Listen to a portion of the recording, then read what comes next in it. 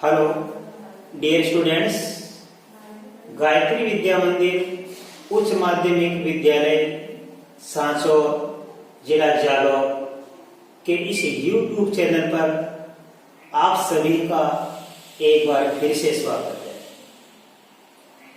तो बच्चों, कक्षा 9 विषय गणित अध्याय 1 संख्या पद्धति हमारी चल रही है, जिसका 6वां भाग आज आपके सामने मैं इस वीडियो में पेश कर रहा हूं।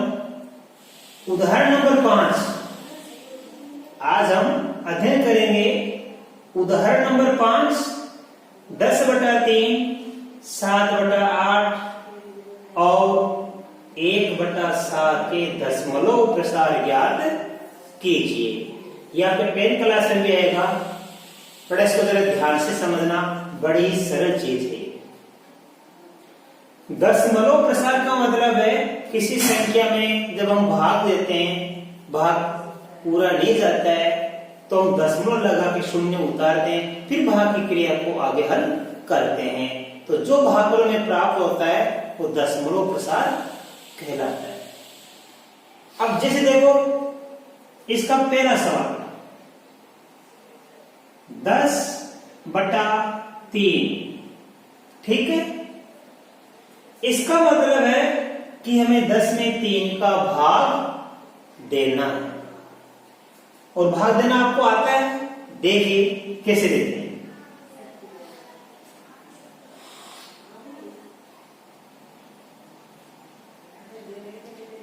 ठीक है।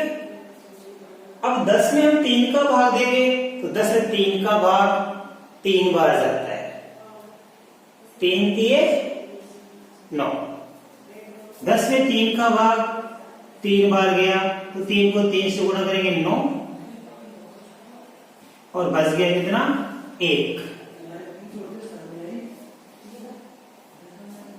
अब देखिए आगे, अब हमारे पास एक शेषफल बच गया और हमें 3 का भाग देना है। अब आगे भाग नहीं जा रहा है तो हम यहां भागफल की जगह पॉइंट लगाएंगे और यहां पे एक शून्य उतार लेंगे। फिर 10 बन गए। देखो, इसका मतलब है अब ये संख्या वापस रिपीट होगी, यानी जो शुरू में हमारे पास 10 था वही 10 वापस आ गया। तो जब वही संख्या वापस आ गई, इसका मतलब ये हमारा भाग रिपीट होगा, यानी यही 3 हमें वापस प्राप्त होगा। देखिए कैसे। 10 में हम 3 का भाग देंगे, वापस 3 बार गया, बच गया 1। फिर हम शून्य उतारेंगे, फिर 3 बार भाग जाएगा। ऐसे ही हमारा भाग आगे तक जाता रहेगा। अब देखिए आप ध्यान से, इस सवाल में देखो दशमलव के बाद में 3 3, आगे भी 3 3 आता रहेगा। तो आपने क्या निष्कर्ष निकाला? इसमें दशमलव के बाद में अंक 3 की पुनरावृत्ति हो रही है। अंक 3 बार बार आ रहा है। अभी देखिए आप इसका आगे दूसरा 7/8।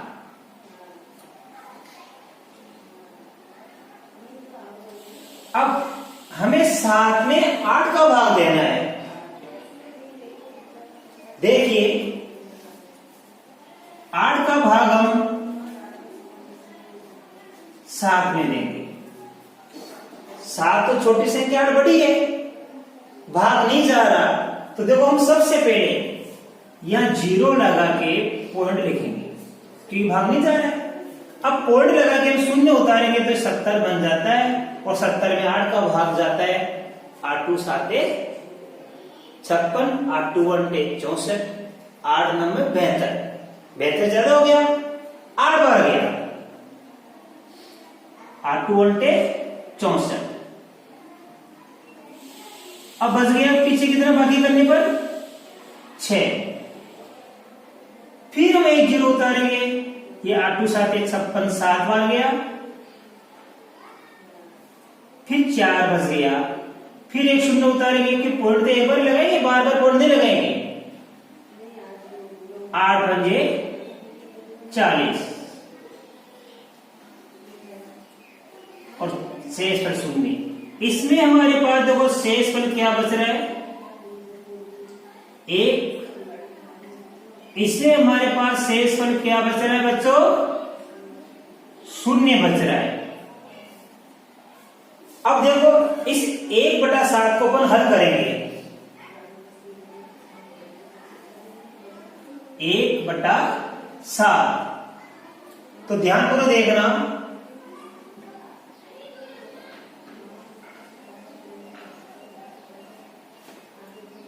अब 1 में हम 7 का भाग देंगे तो वही तरीका, 1 में 7 का भाग जाता नहीं है तो सबसे पहले पॉइंट लगाएंगे, 0 के बाद क्या लगाएंगे पॉइंट और यह 1 शून्य उतार लेंगे।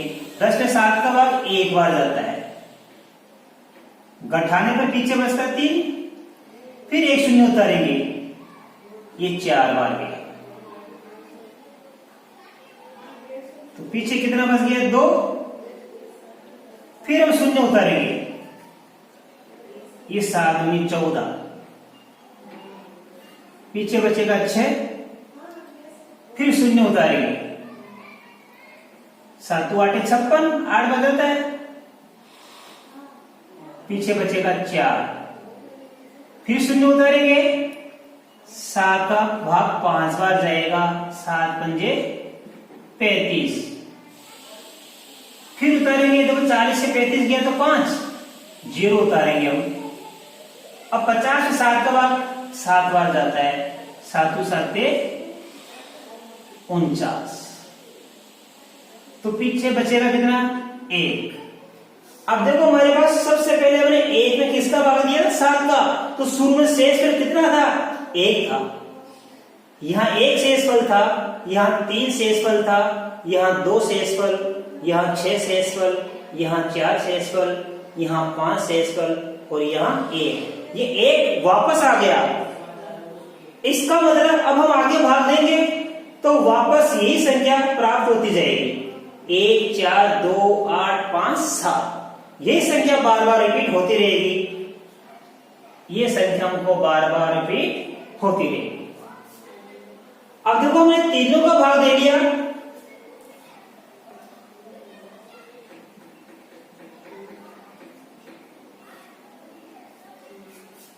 यहां पे जब हमने भाग दिया 10 में 3 का, तो 3 अंक 3 की पुनरावृत्ति हो रही है, ये अंक 3 बार बार आ रहा है। और यहां पे जब हमने 7 में 8 का भाग दिया तो यहां शेषफल क्या बच रहा है 0, इसका मतलब भाग पूरा गया। और यहां जब 1 में 7 का भाग दिया तो हमारे पास 1 4 2 8 5 7 इन सारे अंकों की पुनरावृत्ति हो रही है, तो हमारे पास यहाँ पे 2 निष्कर्ष निकले। ध्यान देना, नंबर 1, यहां पे हमारे पास अंक 3 की पुनरावृत्ति हो रही है, अंक 3 की पुनरावृत्ति हो रही है, ठीक है। इसका मतलब है ये हमारा कैसा हुआ दशमलव प्रसार, कि हमने जब भाग दिया तो भाग पूरा नहीं जा रहा है, और जब भाग पूरा नहीं जा रहा है तो इसको क्या बोलते हैं अपन, इसको बोलेंगे अपन अशांत आवर्ती। भाग पूरा नहीं जाता उसको अशांत बोलते हैं, और भाग पूरा जाता है उसको शांत दशमलव बोलते हैं। तो भाग पूरा नहीं जा रहा तो ये अशांत हुआ, और अंक की देखो पुनरावृत्ति हो रही है तो इसका मतलब अशांत आवर्ती बोलेंगे इसको। तो यहाँ दशमलव प्रसार किस प्रकार का प्राप्त हुआ हमको, दशमलव प्रसार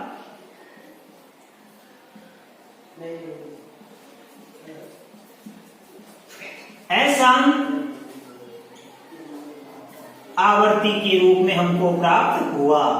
किसे कहते हैं अशांत आवर्ती दशमलव प्रसार, जब दशमलव के भाग पूरा नहीं जाता है और किसी अंक की पुनरावृत्ति होती है।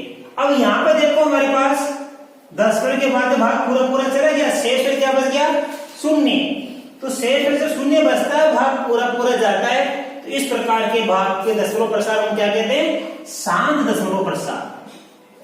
ये आपको 10वीं क्लास में आएगी बेटा, साम दशमलव प्रसार। इसी प्रकार देखो यहां पे कि जब यहां पे अंक 3 की पुनरावृत्ति हो रही है और यहां पे इसी अंक की पुनरावृत्ति वापस प्राप्त होगी, तो आप ध्यान देना इन अंकों की पुनरावृत्ति वापस हो रही है तो इसका दशमलव प्रसार कैसा होगा? जिस प्रकार इसमें 3 अंक की पुनरावृत्ति हो रही है, अंक 3 की, इसमें इन अंकों की पुनरावृत्ति हो रही है, तो ये भी हमारा अशांत आवर्ती का था और ये दशमलव प्रसार भी कैसा होगा? अनवसानी। एक ही बात है ये आवर्ती का। अब आप ध्यान दीजिए, जब अंक की आवर्ती बार बार हो रही है तो देखो यहां पे जो हमारे पास लिखा है भागफल 3.33 ये आता रहेगा। अब हम इसको आगे लिख सकते हैं, ये 3 जिस अंक की आवर्ती बार बार होती है उसके ऊपर एक बार कोड का चिन्ह लगाते हैं। इसका मतलब ये बार का चिन्ह, ये अंक 3 बार बार आ रहा है तो हम 3 को 3 ये बार बार नहीं लिखकर एक बार लिख देंगे और बार का चिन्ह लगा देंगे। तो 3.333 जो आ रहा है इसको हम लिख सकते हैं 3.3 की बार। ठीक है, ये भागफल हमारा पूरा पूरा हो गया। इसी प्रकार इसको हम क्या लिखेंगे बच्चों? ध्यान देना, ये जो भागफल प्राप्त हो रहा है इसको भी हम लिखेंगे, देखो 0.1428557 ये आवर्ती हो रही है तो हम इसको लिख सकते हैं 0.1428557 की बार। इस दंड को क्या बोलते हैं? बार। तो आज हमने सीख लिया दशमलव प्रसार 2 प्रकार के होते हैं, साम दशमलव प्रसार और अनुसानी आवृत्ति या असाम आवृत्ति। भाग पूरा पूरा जाता है दशमलव के बाद में तो वो कहलाता है शांत दशमलव प्रसार, और भाग पूरा पूरा नहीं जाता है तो वो कहलाता है अशांत या अनुसानी आवृत्ति। अब आपको अच्छे से समझ में आ गया, भाग देना आपको आता ही है। तो भाग पूरा पूरा जाता है तो शांत दशमलव प्रसार, और भाग पूरा पूरा नहीं जाता है और अंक की आवृत्ति बार बार हो रही है तो उसको बोलते हैं अशांत आवृत्ति। नेक्स्ट देखिए बच्चों, एग्जाम्पल 6, उदाहरण नंबर 6, 3.14267 इस दी गई संख्या को P बटा Q के रूप में व्यक्त कीजिए, जहां P व Q पूर्णांक है और Q 0 के बराबर नहीं है, Q का मान 0 नहीं है। इसका मतलब आप समझ गए कि P बटा Q के रूप की परिमेय संख्या होती है, उस रूप में हमको दी गई संख्या को व्यक्त करना है। लोग कैसे बदलेंगे? हमारे पास दी गई संख्या है 3.14267 ठीक है। अब बच्चों देखो, इसको करने से पहले मैं आपको बता रहा हूं संख्या हमारे पास में मान लो 3.5 ठीक है। अब आ जाइए सवाल के इस दी गई संख्या को P बटा Q के रूप में व्यक्त कीजिए, तो कैसे करेंगे? अब इसके बट्टा में कुछ नहीं है तो हम बट्टा में क्या लिखेंगे? 1 लिखेंगे, क्योंकि 2 को हम क्या लिख सकते हैं? 2/1। 5 को लिख सकते हैं 5/1। इसी प्रकार 3.5 को क्या लिख सकते हैं? 3.5/1 लिख सकते हैं। अब देखो यहाँ पे यदि हम इन दोनों संख्याओं को, अंश व हर को किसी समान संख्या से गुणा करते हैं या जोड़ते हैं या भाग देते हैं या घटाते हैं, लेकिन यहां पे क्या करना है कि दोनों संख्याओं को समान संख्या से गुणा करेंगे। मान लो यहां पे देखो दशमलव के बाद में ये कितना अंक है? 1। कितना अंक है? 1 का मतलब 10, और दशमलव के बाद 2 अंक होते हैं तो 100 बोलते हैं, दशमलव के बाद 3 अंक होते हैं तो 1000। तो दशमलव के बाद 1 अंक है तो 10 बन गया। हम दोनों संख्याओं को 10 से गुणा करेंगे, अंश व हर को। अब देखो बच्चों यहाँ पे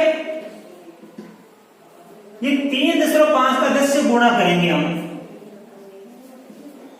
जीरो का 5 और 3 से गुणा करने पर ये डबल जीरो आ जाएगा। एक को 5 से गुणा किया 5, एक को 3 से गुणा किया 3, ये 0, ये 5, ये 3। अब उत्तर में एक संख्या छोड़ के पॉइंट लगाएंगे, कितना बन गया ये 35.0। इसका मतलब हुआ 35। तो जब 3.5 3.5 को 10 से गुणा करेंगे तो 35 हो गया। नीचे 10 को 1 से गुणा करेंगे कितना गया 10। भाई ये 10 से 10 तो कट रहा है, तो वापस ये संख्या बच जाएगी। तो देखो जहां से 3.5/1 को 10/10 से गुणा करेंगे तो ऊपर का गुणा आ गया 35, नीचे का गुणा आ गया 10। तो 3.5 का ये 35/10 हमको परिमेय संख्या प्राप्त हो गई। ये 3.5 को हम क्या लिख सकते हैं 35/10, और ये क्या प्राप्त हो गई हमको परिमेय संख्या P/Q के रूप की। ये P का मान और ये Q का मान है। आप ऐसे इतना बड़ा नहीं करना चाहो तो और देखिए आप, ये 3.5 है, इसको बटा क्या कर देंगे 1। किसी भी संख्या के बटा 1 करने से मान में कोई फर्क नहीं पड़ता है। अब हम अंदाजा लगाएंगे, देखो पॉइंट के बाद कितना अंक है 1। जितने अंक है हम पॉइंट को हटा देंगे और उतने ही शून्य नीचे लगा देंगे। ऊपर से पॉइंट हटता है तो नीचे शून्य लगा दो, और नीचे का पॉइंट रहे तो ऊपर शून्य लगा दो। कितने शून्य लगते हैं, जितनी संख्या छोड़ के पॉइंट लगा है उतने ही हमको शून्य लगाने। देखो कैसे, मान लो ये पॉइंट हमने हटा दिया तो ये 35 बच गया, पॉइंट हमने हटा दिया, और एक अंक है तो बटा 10, ये आ गया 35/10। यहां दशमलव के बाद में एक अंक था, लेकिन यहां पे देखो अब दशमलव के बाद में कितने अंक हैं, जरा ध्यान समझना बेटा, बड़े सरल सवाल है। हम दी गई संख्या को लिखेंगे 3.14267 और बटा क्या लिख देंगे हम 1। ठीक है। अब अगली लाइन में अगली स्टेप हम क्या करेंगे, किस पॉइंट को हटाएंगे, पॉइंट को नहीं लिखना हमको। 3.14267 ये पॉइंट है, इस पॉइंट को हमने हटा दिया है। ठीक है। बट्टा कितना था हमारे पास में 1। ध्यान देना, संख्या वो की वही लिखी मैंने पॉइंट को हटा दिया, पॉइंट नहीं लिखा। और जैसे पॉइंट हटाएंगे तो हम क्या लगाएंगे शून्य, ऊपर का पॉइंट हटेगा तो शून्य नीचे लगाएंगे। कितने शून्य लगाएंगे, जितने हमारे पास पॉइंट के बाद में अंक है। अब देखो पॉइंट के बाद कितने अंक है 1 2 3 4 5 6 अंक है। इस 1 के बाद हम 6 शून्य लगाएंगे। अब 6 अंक है तो 6 शून्य, 5 अंक है तो 5 शून्य, 6 अंक हमारे पास तो 1 2 3 4 5 6। अब देखो ये बन गया हमारे पास 31 42 678। नीचे कितना हमारे पास ये, अब ये दी गई संख्या हमारे पास क्या बन गई है परिमेय संख्या बन गई। दी गई संख्या हमारे पास क्या बन गई है परिमेय संख्या हमको प्राप्त हो गई, जिसको कौन सा रूप प्राप्त हो गया P/Q का रूप हमें प्राप्त हो गया। अर्थात इस दी गई संख्या को हम इस प्रकार की P/Q के रूप की परिमेय संख्या में परिवर्तित हमने कर दिया। नेक्स्ट देखिए बेटा, नेक्स्ट एग्जाम्पल नंबर 7, उदाहरण नंबर 7। महत्वपूर्ण सवाल है बच्चों, जरा ध्यान से समझना। 0.3 इस चिन्ह को बोलते हैं बार चिन्ह। 0.3 की बार, इसका मतलब 3 रिपीट हो रहा है, 3 बार आ रहा है। 0.3 की बार को P/Q के रूप में व्यक्त कीजिए। देखो बच्चों कैसे करेंगे, हमारे पास 0.3 दी गई संख्या है। ठीक है।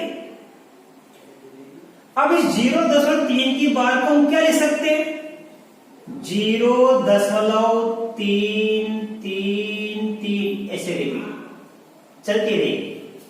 3 की बार का मतलब है 3 की आवृत्ति हो रही है, बार का मतलब 3 बार आ रहा है। ठीक है। तो इस संख्या को हम इस रूप में लिख सकते हैं, दोनों एक ही मतलब है। इस दी गई संख्या को p बटा q के रूट की पहली संख्या में हमको व्यक्त करना है। ऐसा सवाल बड़ा जरूर आएगा परीक्षा में, ध्यान देना। अब इस दी गई संख्या को हमें पता नहीं कि दी गई संख्या क्या है, ये हमें पता ही नहीं, परी में है ये परी हमें पता नहीं, लेकिन हम इस दी गई संख्या को क्या मान लेंगे, x मान लेंगे। तो लिखेंगे माना x बराबर 0, तो इस दी गई संख्या को हम क्या मानेंगे, x मानेंगे। x बराबर 0.333, ठीक है। अब देखो ध्यान से, हमारे पास एक अंक के ऊपर बार का चिन्ह है 0.3 की बार, तो हम 10 से गुणा करेंगे। 0.35 दो अंकों के ऊपर बार का चिन्ह है तो 100 से गुणा करेंगे, और 3 अंक के ऊपर बार का चिन्ह है तो हम 1000 से गुणा करेंगे। तो जितने अंकों के ऊपर बार का चिन्ह है हम उतने से गुणा करेंगे दिए गए समीकरण को। तो देखो बच्चों, एक अंक के ऊपर बार का चिन्ह है तो हम इस दी गई समीकरण को 10 से गुणा करेंगे। तो क्या लिखेंगे, यदि 2 अंकों के ऊपर होता तो 100 से गुणा करते, 3 अंकों के ऊपर होता तो 1000 से गुणा करते। यहां एक अंक के ऊपर बार का चिन्ह है, दोनों और 10 से गुणा करने पर, अब देखो x को 10 से गुणा करेंगे, x इंटू 10 बराबर क्या बन जाता है, 10x। अब ये हमारे पास है 0.33, चाहे 2 बार लिखो या 3 बार लिखो, एक ही बात है। इसको हम 10 से गुणा करेंगे तो ये कितना बन जाएगा, देखो 0 की 0, 33 को 1 से गुणा किया 33, अब 2 संख्या छोड़ के लगाएंगे 3.3, ये हमारे पास कितना बन गया 3.3।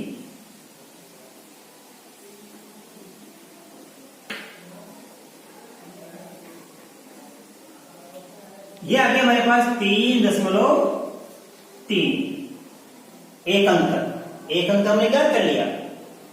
अब ये हमारे पास समीकरण नंबर हो गई 2। अब देखो बेटा, ये समीकरण 2 है, 10x बराबर 3.3 और समीकरण 1 के हमारे पास x बराबर 0.3। हमने पॉइंट के एक स्थान तक याद किया तो यहां तक लेंगे। आप 2 अंकों तक लोगे तो यहां 2 अंकों तक लेना, और यदि आप आगे तक करो तो इसको 3 अंकों तक लेंगे। हमने 10 के 1 अंक तक लिया तो यहां से लेके यहां तक, ठीक है।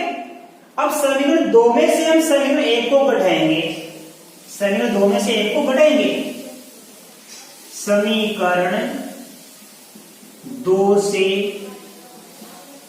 1 घटाने पर इधर तो क्या देगा 10x, इस 10x में से x घटाएंगे, इधर क्या आ जाएगा बच्चों 3.3, इसमें से घटाएंगे 0.3। अब 10x में से 1x किया तो कितना बचता है बच्चों 9x। इधर हमारे पास देखो 3.3, इसमें से घटाएंगे 0.3, तो पॉइंट की सीधे पॉइंट लिखो, यहां आ जाएगा 0, यहां आ जाएगा 3, 3 से 3 गया 0 और यहां बच गया 3, तो क्या बच गया 3.0, तो 3.0 का मतलब होता है 3, ठीक है। अब ये नया समीकरण प्राप्त किया 9x बराबर 3। देखो यह x का गुणा किस तरह 9 से, तो ये गुणा में है। तो कक्षा 8 में पिछले कक्षा आपको पढ़ाया गया है कि जब समीकरण में ये गुणा में आता है चर तो इसको भाग में बदल दिया जाता है। अब हमें x का मान क्या करना है, तो 9 का भाग किसमें देंगे 3 में, x बराबर 3/9। अब दोनों संख्या कटती है 3 से, देखो 3 में भी 3 का भाग जाता है और 9 में भी 3 का भाग जाता है। 3 में 3 का भाग 1 बार और 9 में 3 का भाग 3 बार, इसलिए तो x बराबर हमको प्राप्त हो गया 1/3। हमारे पास दी गई संख्या 0.3 की बार थी, उसको हमने 1/3 ये p/q के रूप में परिमेय संख्या में व्यक्त कर दिया। आई बात समझ में?